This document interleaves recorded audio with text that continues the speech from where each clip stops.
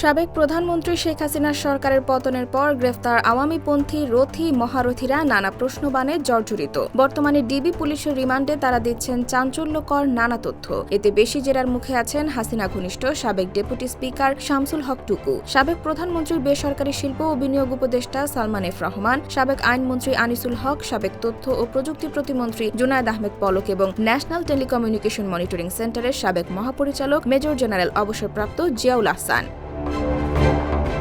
সম্প্রতি ডিবি হেফাজতে রিমান্ডে থাকা আসামি সাবেক তথ্য ও প্রযুক্তি প্রতিমন্ত্রী জুনায়েদ আহমেদ পলক বলেন, সরকার পতনের এক দফা আন্দোলনের শেষ পর্যায়ে ৪ আগস্ট গণভবনে আওয়ামী লীগ এবং এর অঙ্গ সহযোগী সংগঠনের নেতাদের সঙ্গে বৈঠক করেন। সেখানে তিনি তৎকালীন প্রধানমন্ত্রী শেখ হাসিনাকে বলেন প্রয়োজনে তাকে বলি দিতে, তারপরও শিক্ষার্থীদের আন্দোলন বন্ধ হোক, তাদের চোখের ভাষা মনের ভাষা বোঝার চেষ্টা করতে বলেন পলক। এ সময় সড়ক পরিবহন ও সেতুমন্ত্রী ওবায়দুল কাদের তাকে তেড়ে মারতে আসেন বলেও জানান তিনি। এ সময় সাহস নিয়ে প্রধানমন্ত্রীকে স্টেপ ডাউন করতে বলেন বলে জানান পলক।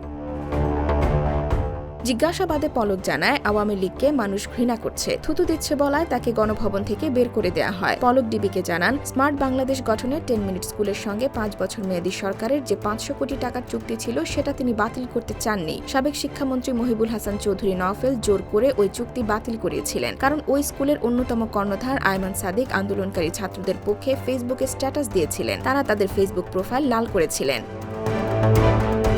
ডিবির জিজ্ঞাসাবাদে পলক আরও বলেন, তিনি প্রধানমন্ত্রীকে বাস্তবতা মেনে নেওয়ার অনুরোধ জানালেও তিনি মানতে রাজি হচ্ছিলেন না। এ সময় সংশ্লিষ্ট ডিবি কর্মকর্তা তাকে প্রশ্ন করেন, আপনি যদি সত্যিই দেশের স্থিতিশীলতা চাইতেন তাহলে দায়িত্ব থেকে পদত্যাগ করলেন না কেন? তখন চুপ থাকেন পলক। এদিকে আইনমন্ত্রী আনিসুল এবং দরবেশ সালমান দুজনেই আন্দোলন ঘিরে যে সহিংসতা হয়েছে তার দায় চাপিয়েছেন সাবেক প্রধানমন্ত্রী শেখ হাসিনার উপর। তারা বলেন, হাসিনার একগুঁয়ে চিন্তা ও ক্ষোভের মুখে টিকে থাকার সাহস তাদের ছিল না। IBTV USA, New York।